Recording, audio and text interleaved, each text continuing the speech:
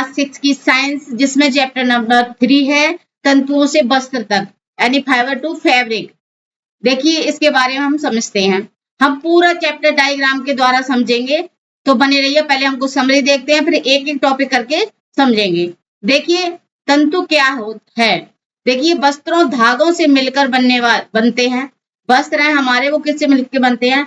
धागे से मिलकर बनते हैं। और ये धागे पतली लड़ियों से बने होते हैं, जिन्हें हम तंतु कहते हैं।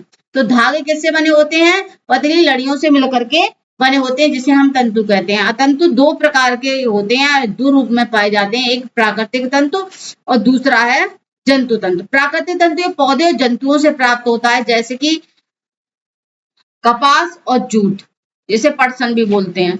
और जंतुओं से जैसे ऊन, भेड़ की ऊन और रेशम, सिल्क, ये जंतुओं से प्राप्त होता है। लेकिन कुछ ऐसे हैं जिन्हें हम संश्लेषण कहते हैं, सिंथेटिक फाइबर बनाते हैं। ये रासायनिक द्वारा फैक्ट्रियों में बनाए जाते हैं।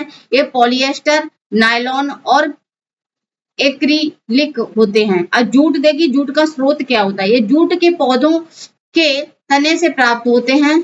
ये खेती से मुख्य रूप से वर्षा ऋतु में उगाया जाता है। तो जूट को ये पौधों से प्राप्त होता है, जूट जो सन होती है उससे प्राप्त होता है, और इसकी खेती वर्षा ऋतु में की जाती है। प्रक्रिया क्या होती है, कैसे प्राप्त करते हैं? फसल की कटाई के बाद तनों को कुछ दिनों तक पानी में डुबो कर रखा जाता है, जिससे तने बन जाते हैं और तंतुओं को हाथों के द्वारा आसानी से अलग कर लिया जाता है। जैसे कि ये जूट है, जूट को काट लिया और काटने के बाद क्या किया?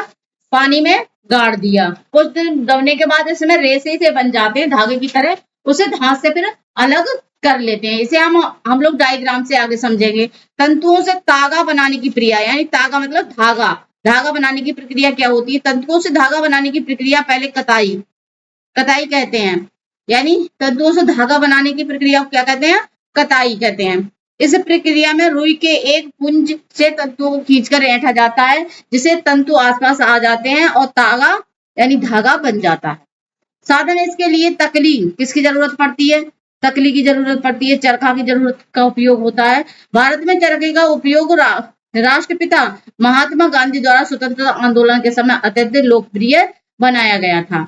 आगे देखते हैं हम धागे से वस्त्र बनाने की प्रक्रिया, यानी धागा से हम वस्त्र कैसे निर्माण करते हैं। जब धागा यानी तागा तैयार हो जाता है तो उससे वस्त्र बनाने की दो मुख्य विधियां होती हैं। एक होती है बुनाई, तागे को दो सेटों को एक साथ व्यवस्थित करके और वस्त्र बनाने की प्रक्रिया को बुनाई कहते हैं। एक हथकरघों पर की जाती है, इसे हस्तकरघा या विद्युत करघा भी कहते हैं। दूसरी होती है वधाई, इसमें केवल एक ही तागा का उपयोग करके वस्त्र बनाया जाता है, जैसे स्वेटर बुनना। यह कार, हाथ या सिलाई द्वारा मशीनों की सहायता से किया जाता है। महत्वपूर्ण प्रतियोगिता के कुछ फैक्टर, जैसे ओटाना क्या होता है? कपास के बीजों को अलग करना, यानी उसे बोले ओटाना। कताई क्या होती है? तंतुओं से धागा या तागा बनाना, कताई बोलती है। बुनाई क्या? धागों के दो सीटों का उपयोग करना। जूट का मुख्य उपयोग किसमें होते हैं? बोरे में, रस्सी बनाने में, कालीन बनाने में, चटाई बनाने में किया जाता है। अब हम इससे एक एक करके डायग्राम के द्वारा समझेंगे। देखिए अब ये प्रक्रिया है। वस्त्र निर्माण का मूल समीकरण क्या है? देखिए कताई। अब ये यहाँ पे क्या हो रहा है? ये देखिए कपास का फूल है, यहाँ से इसमें से बीज अलग करने की प्रक्रिया कताई कहलाएगी। फिर से इसमें क्या कर दिया? तंतु, इससे पतली लड़ियां बन गई यहाँ से। फिर तागा, तंतुओं के जुड़ने से क्या बन गया? देखिए धागा का निर्माण हो गया। फिर बुनाई या बधाई, देखिए यहाँ पे ये स्वेटर बन गया या कुछ भी फैब्रिक, धागों को व्यवस्थित रूप से बुनाई जाती है। वस्त्र धागों से मिलकर बनते हैं और ये तगे पतली लड़ियों तंतु से बनते हैं। क्या समझ में आया? तंतु से धागा बनता है और धागा से क्या बनता है? वस्त्र बनता है। ठीक है। तंतुओं का वर्गीकरण देखिए, ये प्राकृतिक होते हैं, एक नेचुरल और एक सिंथेटिक फाइबर। देखिए पौधों जंतुओं से प्राप्त होते हैं नेचुरल वाले, और ये रासायनिक फैक्ट्रियों में बनाए जाते हैं। पादप तंतु कौन से होते हैं? कपास, जूट या पटसन से प्राप्त होते हैं। और जंतु क्या होते हैं? ऊन और रेशम। और सिंथेटिक जो फैक्ट्रियों में बना जाता है, पॉलिएस्टर, नायलॉन और एक्रिलिक होते हैं।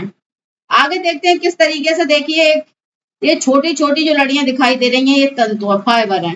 ये आते हैं पतली और सूक्ष्म लड़ियां जो तागे का निर्माण करती हैं, यानी धागा निर्माण। यही कई लड़ियां मिलकर के एक धागा का निर्माण करती हैं और धागा को ही तागा बोलते हैं।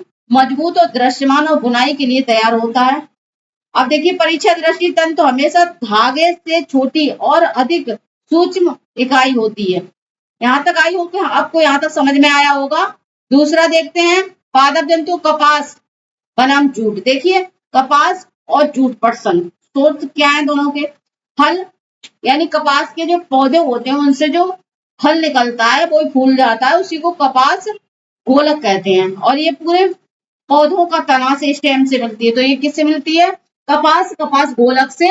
और जूट किससे मिलती है? यानी तना से मिलती है। ठीक है।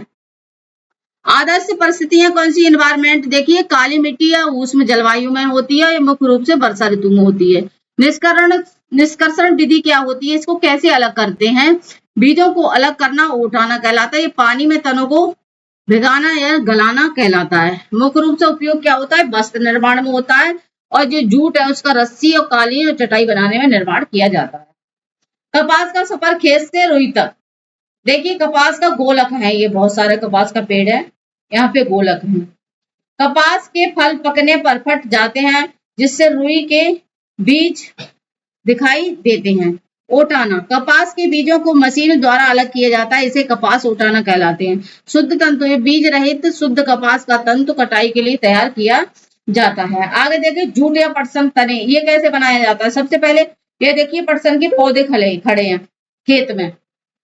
बारिश हो रही है, आपको दिखाई दे रही होगी। फसल कटाई, जब हम बारिश के समय में इसको हम काट लेते हैं तो हम इसका क्या करते हैं? वर्षा ऋतु में जूट के पौधों की खेती और कटाई की जाती है। फिर उसके बाद हम क्या करेंगे? तालाब में या पानी में इसे डुबा के छोड़ देंगे और इसके ऊपर मिट्टी वगैरह कुछ रख देंगे ताकि ये ऊपर तैरे नहीं। अब जब ये 15-20 दिन तक उस मिट्टी में पड़ी रहती है तो ये गल जाती है। तो कटाई के बाद तनों को कुछ दिनों तक पानी में डुबोकर रखा जाता है जिससे गल जाता है। और उसके बाद देखिए ये हाथों से, डायग्राम में देखो, ये हाथों से इसको अलग कर रहे हैं। गले हुए तने से जूट के तंतुओं को हाथों द्वारा आसानी से अलग कर लिया जाता है। इस तरीके से हमारी जूट तैयार हो जाती है। आगे देखते हैं कताई, तंतु से धागा बनाना। रुई के एक पुंज से तंतुओं को खींचकर ऐंठना जिससे तंतु आसपास आ जाते हैं, उसे तगा बन जाता है। मतलब खींच के उसको ऐंठते हैं, उससे तगा बन जाता है। भारत में चरखे का उपयोग महात्मा गांधी द्वारा स्वतंत्र आंदोलन के समय लोकप्रिय बनाया गया था। ये एक पारंपरिक साधन है, इसे तकली भी कहते हैं। आगे देखते हैं हम तागे से वस्त्र या ग्रड बनाना, लूप बनाना। ठीक है। बुनाई नियम, तागे के दो सटों को एक साथ व्यवस्थित करना। देखिए दो सटे को व्यवस्थित करना। यंत्र यानी किसके द्वारा? करगा, लूम या हस्त करगा द्वारा या विद्युत करगा द्वारा। बुनाई देखिए नियम, वस्त्र बनाने के लिए केवल एक ही तागे का उपयोग होता है। यंत्र हाथों, सिलाई मशीनों द्वारा वैसे स्वेटर बनाए जाते हैं। आगे देखिए वस्त्र निर्माण का पूर्ण चक्र। देखिए पौधे या जूट का हुआ या कपास का हुआ, उसे ओटाया या गलाया, फिर उससे क्या तंतु बनी, लड़ियां बनाई, लड़ियों से कताई की तो उसके बाद धागा बन गया, और धागा से बुनाई या बधाई की तो उसके बाद वस्त्र का यंत्र उत्पाद वस्त्र बनकर तैयार हो गया। ये रहा हमारे संपूर्ण चैप्टर का निचोड़। आई होप आपको अच्छा लगा होगा। अगर वीडियो अच्छी लगे लाइक शेयर सब्सक्राइब करना ना भूलें। आप